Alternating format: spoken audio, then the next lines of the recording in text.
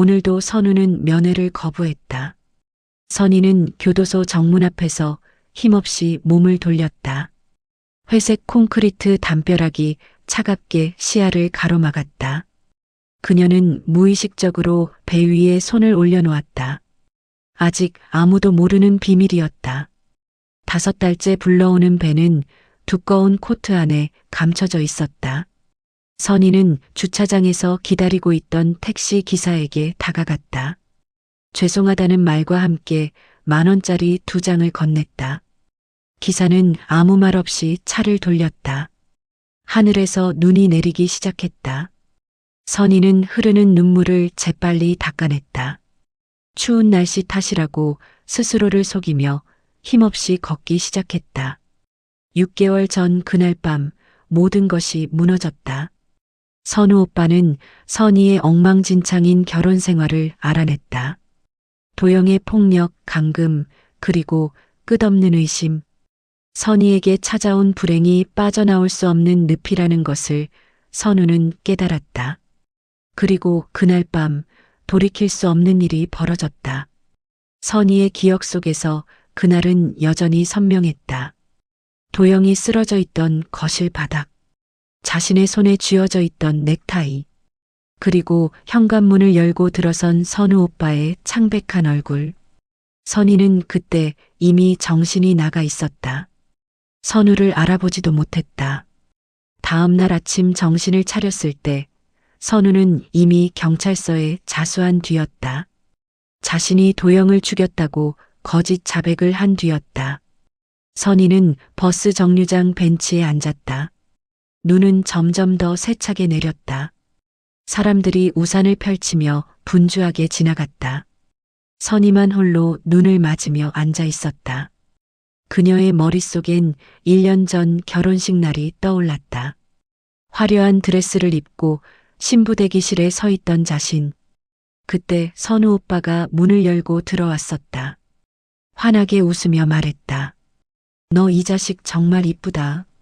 선우는 언제나 선희를 그렇게 불렀다. 남동생처럼 친구처럼. 이복남매였지만 둘의 관계는 그 어떤 혈육보다 끈끈했다.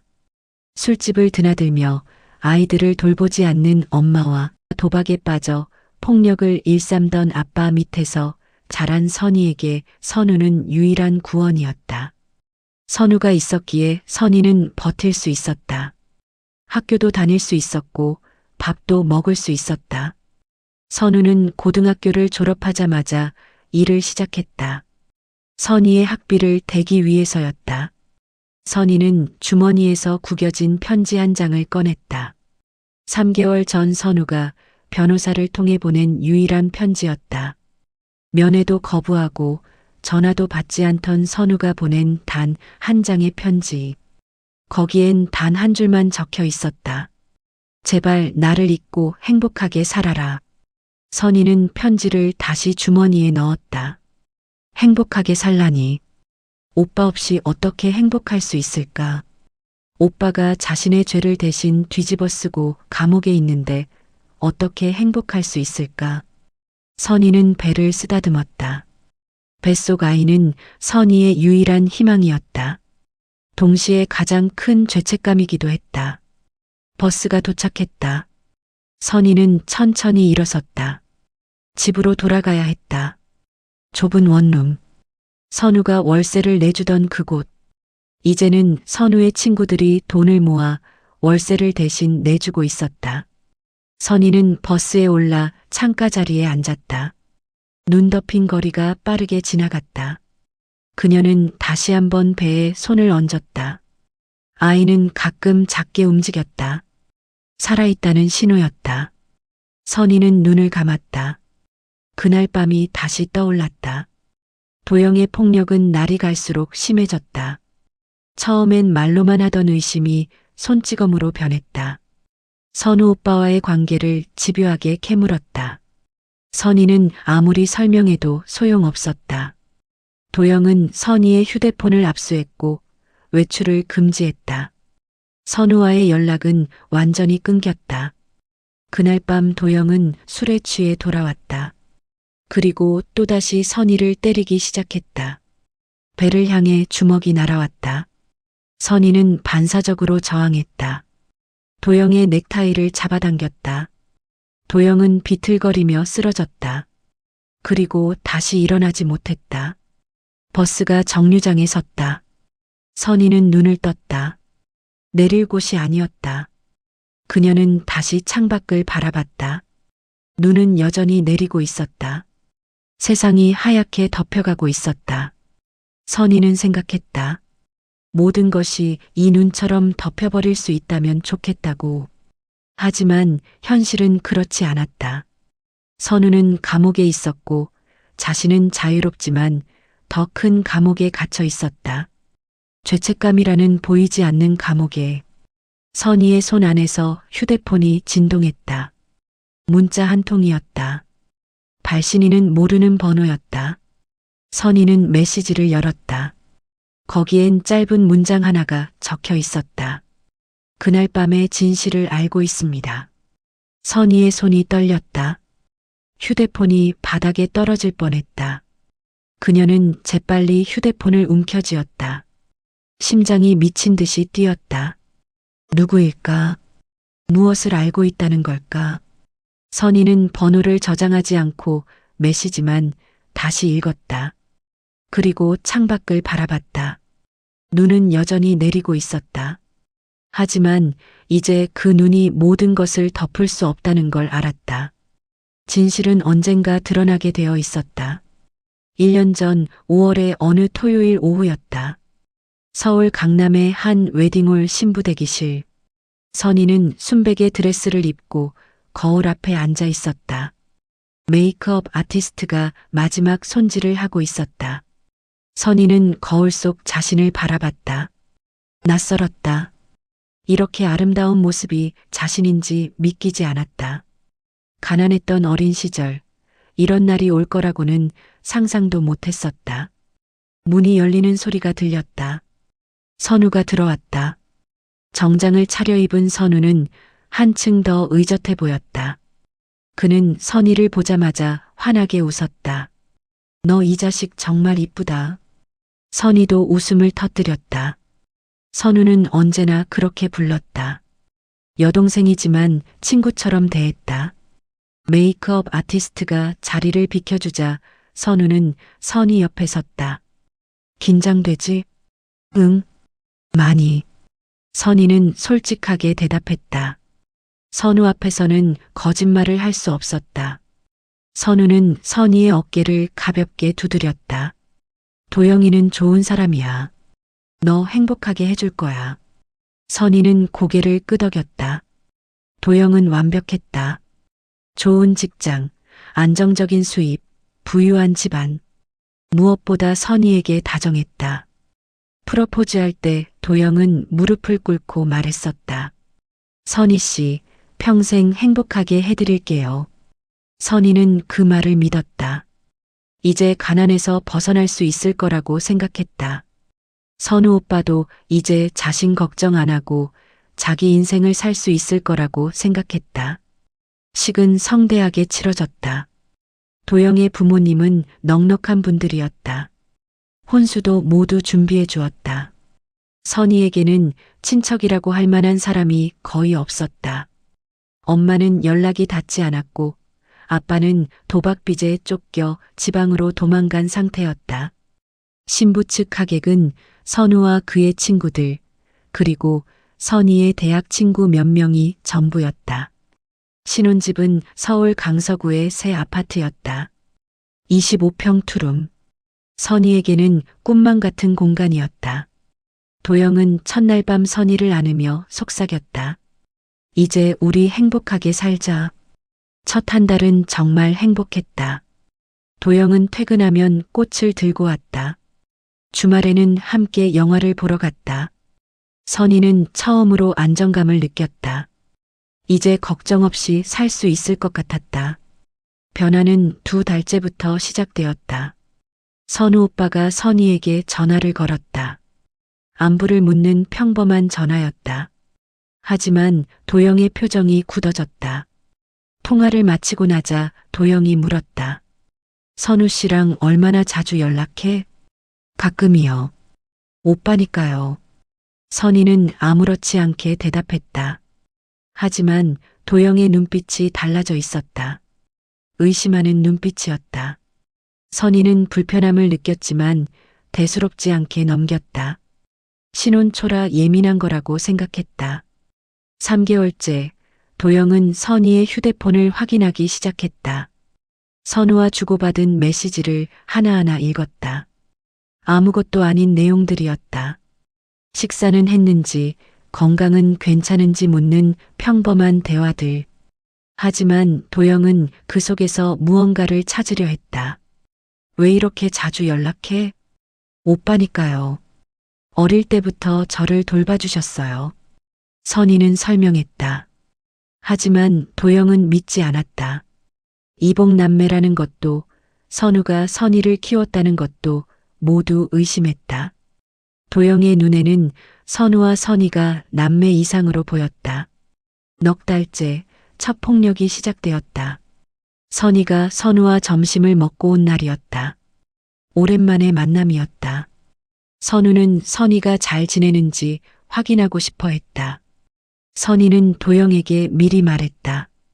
오빠를 만나고 올 거라고. 도영은 아무 말 없이 고개만 끄덕였다. 하지만 그날 밤 도영은 술을 마시고 돌아왔다. 선희를 보자마자 소리를 질렀다. 이복 오빠라고 하지만 사실은 다른 관계잖아. 선희는 깜짝 놀랐다. 도영의 얼굴이 일그러져 있었다. 무슨 말씀이세요? 진짜 오빠예요. 거짓말하지 마. 도영의 손이 허공을 갈랐다. 선희의 뺨에 따끔한 통증이 퍼졌다. 선희는 믿을 수 없었다. 도영이 자신을 때렸다는 사실이. 도영은 곧 정신을 차렸다. 무릎을 꿇고 사과했다. 미안해. 내가 미쳤어. 다시는 이러지 않을게. 선희는 울면서 고개를 끄덕였다. 그때는 정말 일시적인 실수라고 믿었다.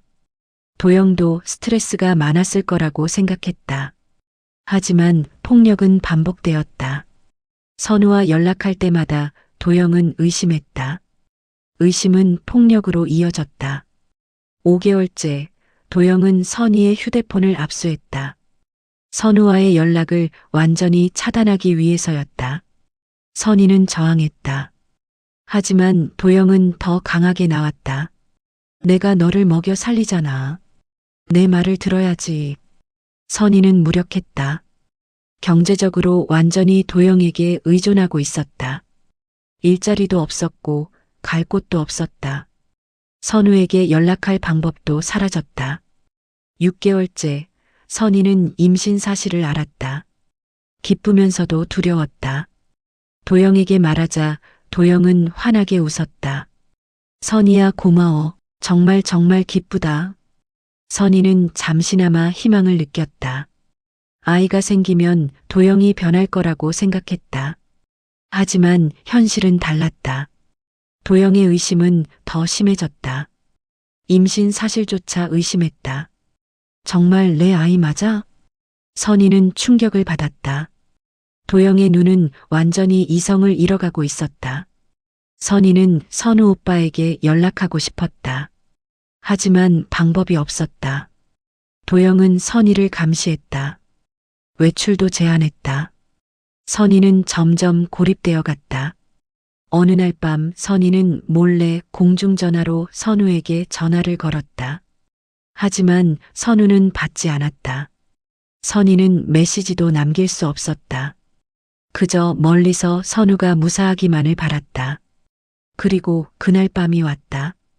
도영은 술에 취해 돌아왔다. 선희를 보자마자 소리를 질렀다. 너 오늘 누구 만났어?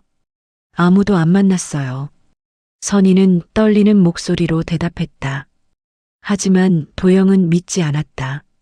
주먹이 날아왔다. 배를 향해. 선희는 본능적으로 몸을 웅크렸다. 아이를 지켜야 했다. 선희의 손이 도영의 넥타이를 잡았다. 도영이 비틀거렸다. 그리고 쓰러졌다. 선희는 멍하니 서 있었다. 도영은 움직이지 않았다. 선희의 머리가 하얘졌다. 시간이 얼마나 흘렀는지 알 수 없었다. 현관문이 열리는 소리가 들렸다. 선우 오빠가 들어왔다. 선희는 선우를 보았지만 알아보지 못했다.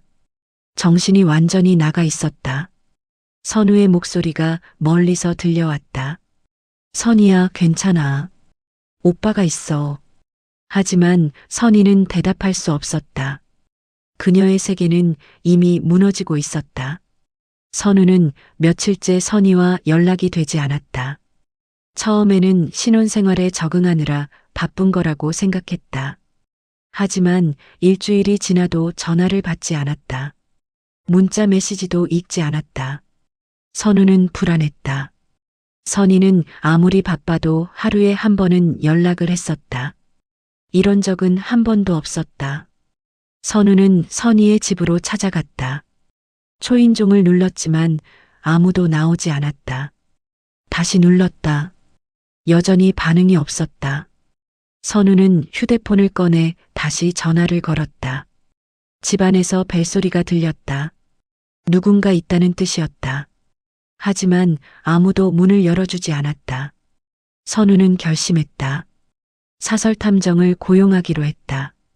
비용이 만만치 않았지만 선희의 안전이 더 중요했다. 이틀 후 탐정에게서 연락이 왔다. 만나서 이야기하자고 했다. 선우는 탐정 사무실로 달려갔다. 탐정은 두꺼운 파일을 건넸다. 선우는 파일을 열었다. 사진들이 가득했다. 선희의 사진이었다. 아파트 복도를 걷는 선희. 얼굴에 멍이 있었다. 선우의 손이 떨렸다. 다음 사진을 넘겼다. 선희가 병원에서 나오는 사진이었다. 진료 기록도 첨부되어 있었다. 타박상, 골절 의심, 복부 통증. 선우는 파일을 더 이상 넘길 수 없었다. 남편분이 평소 술을 자주 드시는 것 같습니다. 이웃들 증언으로는 밤마다 부부싸움 소리가 들린다고 합니다. 탐정의 목소리가 차갑게 들렸다. 선우는 주먹을 쥐었다. 손톱이 손바닥에 파고들었다. 선우는 파일을 덮었다. 더 이상 볼 수 없었다. 선우의 머릿속이 하얘졌다. 선희가 고통받고 있었다. 자신이 몰랐던 사이에. 더 조사하시겠습니까? 선우는 고개를 저었다. 이미 충분히 알았다. 선우는 탐정에게 비용을 지불하고 사무실을 나섰다. 발걸음이 무거웠다. 어떻게 해야 할까? 경찰에 신고해야 할까? 하지만 선희가 원할까? 선우는 혼란스러웠다. 그날 밤 선우는 결심했다. 직접 선희를 만나야 했다. 선우는 선희의 아파트로 향했다. 밤 10시가 넘은 시각이었다. 아파트 단지는 조용했다. 선우는 현관 비밀번호를 눌렀다. 선희가 예전에 알려준 번호였다. 문이 열렸다. 선우는 안으로 들어갔다. 거실에 불이 켜져 있었다. 선우는 신발을 벗으며 선희를 불렀다. 선희야, 오빠야. 대답이 없었다. 선우는 거실로 들어갔다. 그리고 멈춰섰다. 바닥에 누군가 쓰러져 있었다. 도영이었다. 선우는 재빨리 다가갔다. 도영의 목에 손을 댔다. 맥박이 없었다. 이미 숨을 쉬지 않고 있었다.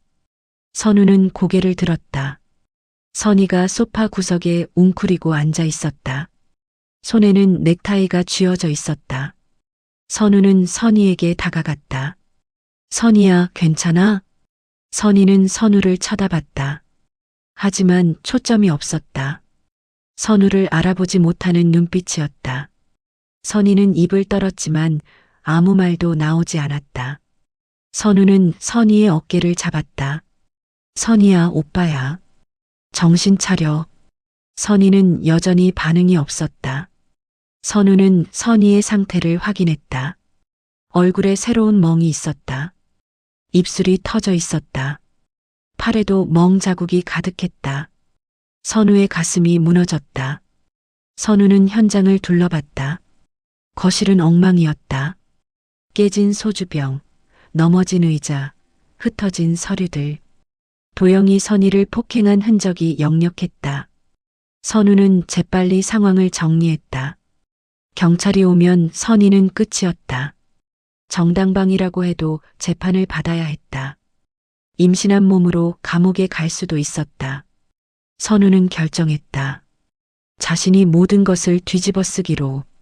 선우는 선희의 손에서 넥타이를 빼냈다. 그리고 자신의 손에 쥐었다. 선우는 선희를 침실로 데려갔다. 침대에 눕혔다. 선희는 여전히 멍한 표정이었다. 선희야, 잘 들어. 오빠가 다 해결할게. 너는 아무것도 몰라. 알겠지? 선희는 대답하지 않았다. 선우는 선희의 이마에 손을 얹었다. 그리고 거실로 돌아갔다. 휴대폰을 꺼내 119에 전화를 걸었다. 여보세요, 신고합니다. 사람을 죽였습니다. 선우의 목소리는 떨리지 않았다. 담담했다. 주소를 알려주고 전화를 끊었다. 선우는 소파에 앉았다. 도영의 시신을 바라봤다. 미안하다는 생각은 들지 않았다. 오히려 분노가 치밀었다. 어떻게 선희를 이렇게 만들 수 있을까? 10분 후 경찰이 도착했다.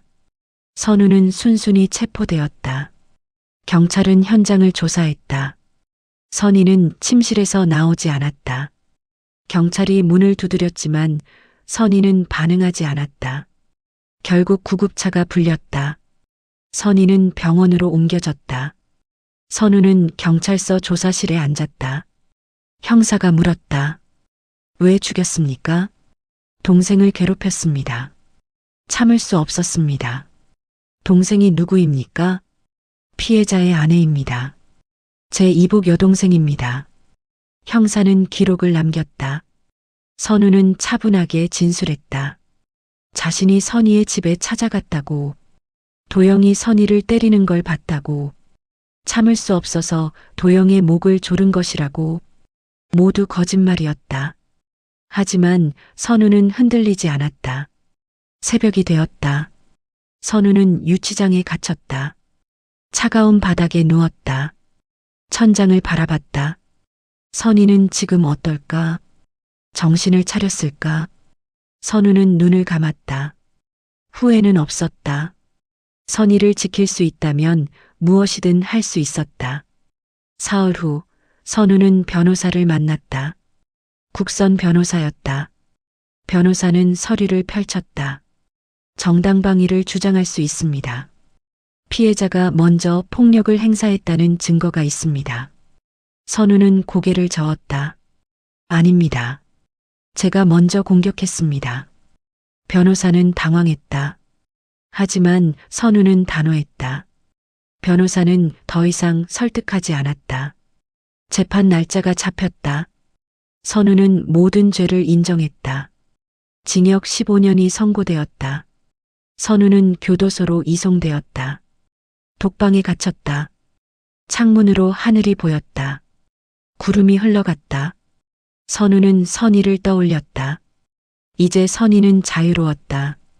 아이를 낳고 새로운 삶을 살 수 있었다. 그것만으로 충분했다. 하지만 선우는 몰랐다. 선희가 얼마나 고통받고 있는지를. 선우가 면회를 거부하는 동안 선희에게 무슨 일이 벌어지고 있는지를. 선우는 단지 선희가 자신을 잊고 행복하기를 바랐다. 하지만 현실은 선우의 바람과는 달랐다. 선희는 또 다른 지옥에 빠져들고 있었다. 6개월이 흘렀다. 선희의 배는 많이 불러 있었다. 예정일이 한 달 남았다. 하지만 선희의 얼굴은 핏기가 없었다. 체중은 오히려 줄었다. 병원 검진도 제대로 받지 못했다. 돈이 없었다. 선우의 친구들이 월세를 내주고 있었지만 생활비까지는 어려웠다. 선희는 매주 교도소를 찾았다. 하지만 선우는 한 번도 면회를 허락하지 않았다. 선희는 편지를 썼다. 하지만 답장은 오지 않았다. 선희는 점점 지쳐갔다. 선우 없이 어떻게 살아야 할지 몰랐다. 어느 날 오후 선희는 집으로 돌아왔다. 우편함에 소포 하나가 있었다. 발신인은 김민정이라고 적혀 있었다. 선희는 그 이름을 기억했다. 옆집에 살던 대학생이었다. 항상 인사를 건네던 밝은 아이였다. 선희는 소포를 들고 집에 들어갔다. 조심스럽게 뜯었다. 안에는 USB 하나와 편지가 들어 있었다. 선희는 편지부터 펼쳤다. 선희 언니, 안녕하세요. 저 민정이에요. 지금 미국으로 유학을 가기 전이에요. 그동안 말하지 못한 게 있어서 이렇게 편지를 씁니다. 언니, 저는 그날 밤 모든 걸 봤어요. 제 방 창문에서 언니네 거실이 보였거든요. 남편분이 언니를 때리는 걸 봤어요. 언니가 정당방위로 저항하는 것도 봤어요. 그리고 언니 오빠가 도착했을 때는 이미 모든 게 끝난 후였어요. 언니 오빠는 아무것도 하지 않았어요. 하지만 저는 겁이 나서 말하지 못했어요. 정말 죄송해요. 이제라도 진실을 전하고 싶어서 이 USB를 보냅니다. 제 휴대폰으로 그날 밤을 촬영한 영상이 들어 있어요. 이게 언니에게 도움이 되길 바랍니다. 선희의 손이 떨렸다. 편지를 다시 읽었다. 증거가 있다는 말이었다. 선희는 재빨리 노트북을 켰다. USB를 꽂았다. 파일이 하나 있었다. 영상 파일이었다. 선희는 재생 버튼을 눌렀다. 화면에 익숙한 거실이 나왔다. 화질은 좋지 않았지만 상황은 선명했다. 도영이 술에 취해 선희를 때리고 있었다. 선희가 바닥에 쓰러졌다. 도영이 발로 차려고 했다. 선희가 반사적으로 도영의 넥타이를 잡았다. 도영이 비틀거리며 쓰러졌다. 그리고 움직이지 않았다. 시간이 흘렀다. 선희는 그대로 앉아 있었다. 그리고 현관문이 열렸다. 선우가 들어왔다. 선우는 도영을 확인했다. 그리고 선희에게 다가갔다. 영상은 거기서 끝났다. 선희는 화면을 멍하니 바라봤다. 증거였다. 선우가 무죄라는 증거였다. 선희는 울음이 터졌다. 6개월 동안 참았던 울음이었다. 선희는 한참을 울었다. 정신을 차린 선희는 즉시 변호사를 찾았다. 선우를 변호했던 국선 변호사에게 연락했다. 변호사는 선희를 만나자고 했다. 이틀 후 선희는 변호사 사무실에 갔다. 배가 무거워 걷기가 힘들었다. 하지만 선희는 포기하지 않았다. 변호사는 USB를 확인했다. 영상을 여러 번 돌려봤다. 그리고 고개를 끄덕였다. 재심을 청구할 수 있습니다. 이 영상은 결정적인 증거입니다. 선희는 안도의 한숨을 쉬었다. 변호사는 서류를 준비하기 시작했다. 재심 청구서를 작성했다. 새로운 증거 목록을 만들었다. 선희는 민정에게 연락을 시도했다. 하지만 민정은 이미 미국으로 떠난 후였다. 대신 민정의 부모님이 증언을 해주겠다고 했다. 한 달 후 재심이 받아들여졌다. 법원에서 새로운 재판 날짜를 잡았다. 선희는 선우에게 편지를 썼다. 이번에는 교도소 측에서 직접 전달해달라고 부탁했다. 선희는 편지에 모든 상황을 설명했다. 재심이 시작된다고. 곧 자유로워질 거라고. 하지만 선우에게서는 여전히 답장이 오지 않았다. 선우는 면회도 거부했다. 선희는 이해할 수 없었다. 왜 선우는 자신을 만나지 않으려는 걸까? 재판날이 다가왔다. 선희는 법정에 섰다. 배가 많이 불러 있어서 걷기가 힘들었다. 하지만 선희는 끝까지 버텼다. 검사는 새로운 증거를 제출했다. 민정의 영상, 병원 기록, 이웃들의 추가 증언. 모든 것이 선희의 정당방위를 입증했다. 그리고 선우가 현장에 도착했을 때는 이미 모든 게 끝난 후였다는 것을 증명했다. 재판부는 심리를 진행했다. 한 달 동안 여러 차례 공판이 열렸다. 선희는 매번 출석했다. 힘들었지만 포기하지 않았다. 선우를 위해서였다. 드디어 판결일이 왔다. 선희는 법정에 앉았다. 뱃속 아이가 움직였다. 선희는 배를 쓰다듬었다. 재판장이 판결문을 읽기 시작했다. 피고인 선우는 무죄. 선희는 그 말을 듣고 눈물을 흘렸다. 드디어 끝났다. 선우는 자유로워질 수 있었다. 재판장은 계속 판결문을 읽었다. 피해자 도영은 피고인의 이복 여동생인 선희를 지속적으로 폭행했으며 선희는 정당방위로 저항했다. 선우는 사건 발생 후 현장에 도착했으며 직접적인 가해 행위는 없었다. 법정이 조용했다. 선희는 고개를 숙였다. 감사했다. 민정에게, 변호사에게, 그리고 모든 사람들에게. 일주일 후 선우가 석방되었다. 선희는 교도소 앞에서 기다렸다. 눈이 내리고 있었다. 6개월 전과 똑같은 날씨였다. 하지만 이번에는 달랐다. 희망이 있었다. 문이 열렸다. 선우가 걸어 나왔다. 야윈 얼굴이었다. 선희는 다가갔다. 선우는 선희를 봤다.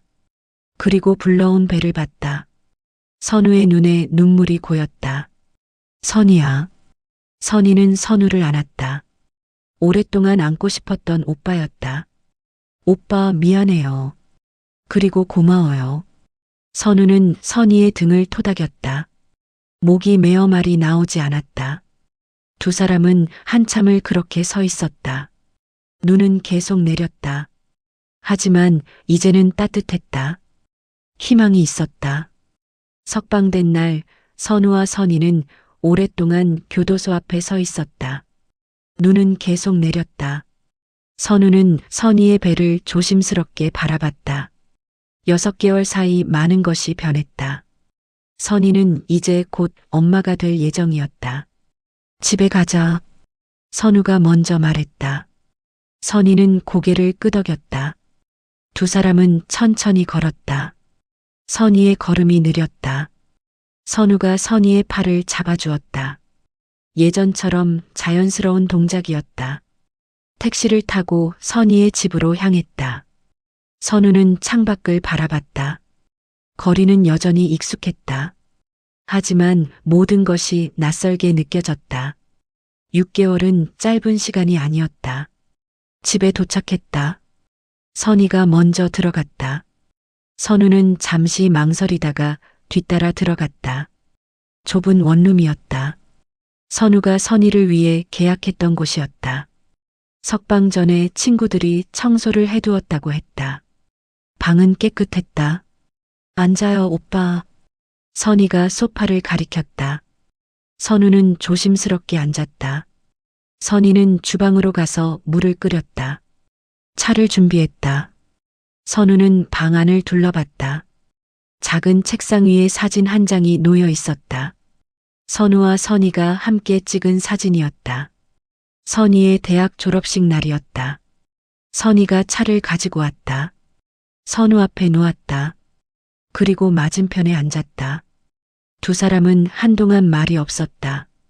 할 말이 너무 많았지만 어디서부터 시작해야 할지 몰랐다. 오빠, 왜 면회를 안 받았어요? 선희가 먼저 물었다. 선우는 차를 한 모금 마셨다. 뜨거웠다. 선우는 잠시 생각했다. 너를 보면 후회할 것 같았어. 내 결정을. 무슨 결정이요? 너를 대신해서 죄를 뒤집어 쓴 것. 너를 보면 흔들릴 것 같았어. 선희는 눈물이 났다. 참으려고 했지만 참을 수 없었다. 선우는 선희를 바라봤다. 야윈 얼굴이었다. 선우는 자신 때문에 선희가 고생한 것을 알았다. 미안해, 선희야. 아니에요. 오빠가 미안할 게 뭐가 있어요. 제가 미안하죠. 선희는 눈물을 닦았다. 하지만 눈물은 계속 흘렀다. 선우는 선희 옆으로 다가갔다. 선희를 안아주었다. 선희는 선우의 품에서 한참을 울었다. 6개월 동안 참았던 눈물이었다. 한참 후 선희는 진정했다. 선우는 선희를 놓아주고 다시 자리에 앉았다. 선희는 코를 풀었다. 그리고 웃음을 지었다. 오빠, 이제 괜찮을 거예요. 우리. 선우도 웃음을 지었다. 오랜만에 짓는 웃음이었다. 선희는 배를 쓰다듬었다. 이 아이가 태어나면 오빠라고 제일 먼저 가르칠 거예요. 선우는 선희의 배를 바라봤다. 작은 생명이 그 안에서 자라고 있었다. 선우는 감동했다. 생명의 신비로움에. 딸일까, 아들일까? 딸이래요. 초음파 검사에서. 이름은 정했어? 선희는 고개를 저었다. 오빠가 지어주세요. 선우는 잠시 생각했다. 어떤 이름이 좋을까? 행복한 이름이어야 했다. 희망적인 이름이어야 했다. 서연이는 어때? 서연이요? 응. 밝을 서의 아름다울 연. 밝고 아름답게 자라라는 뜻이야. 선희는 이름을 되뇌었다. 서연이. 좋은 이름이었다.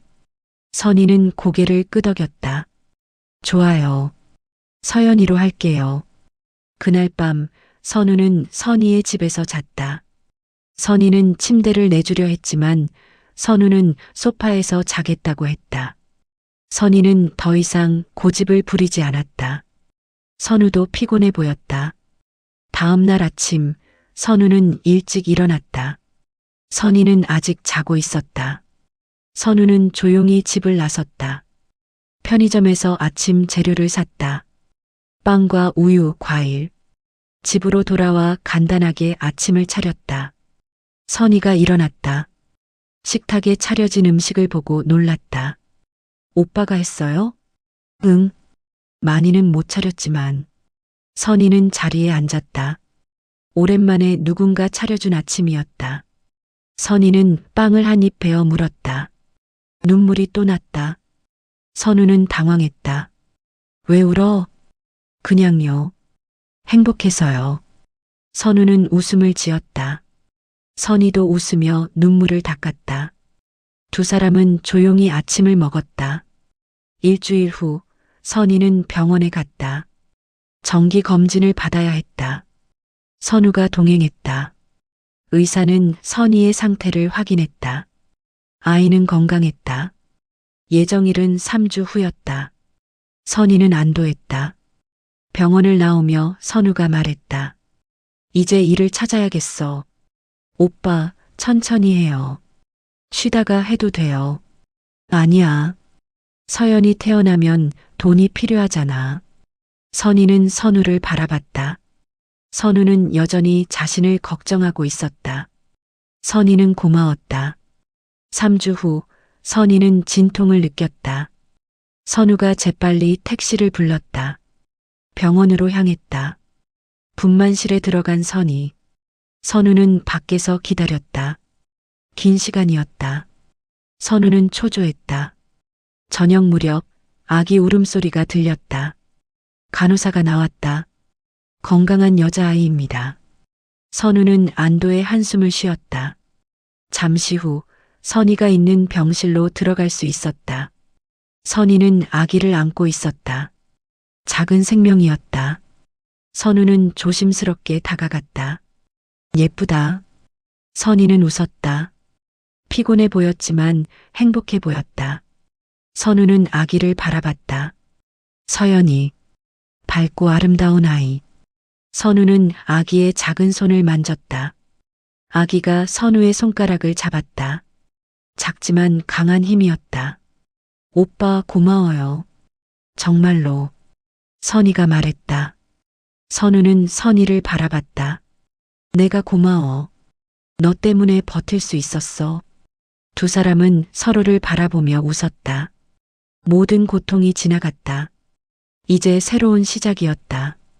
6개월 후 선희는 작은 카페를 열었다. 선우의 친구들이 도와주었다.